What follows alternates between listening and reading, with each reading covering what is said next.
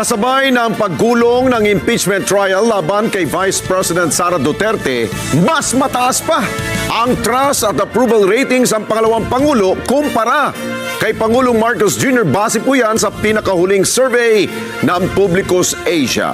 Lumalabas na sumadsad sa negative 27% ang net trust ratings ni PBBM habang nakakuha ng 28% approval at 26% trust ratings naman si VP Sara. Mauna na ron kay imbes kay si VP Sara ang i-impeach, si VP Sara ang gusto pabagsakon, si PBBM na noon ang bagsak kay ang trust rating niya karon.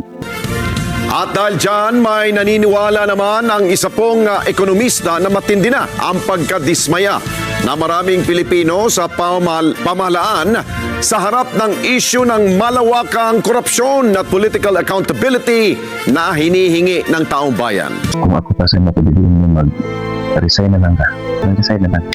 Kay wala na kay pilos nila sa Pilipinas. Imagine nyo, negative 27 ang inyong trust rating. So daghan dito ang wala na salig sa inyo. Negative na yun. Grabe.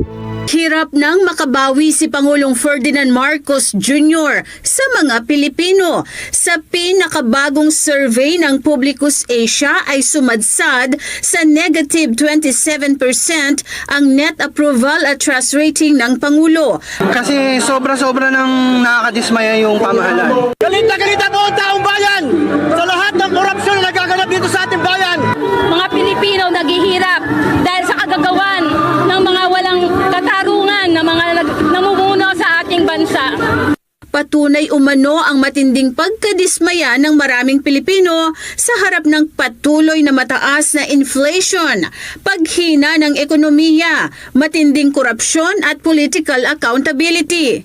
Publicus Asia, ang net trust rating ni BBM ay negative 27 na lang.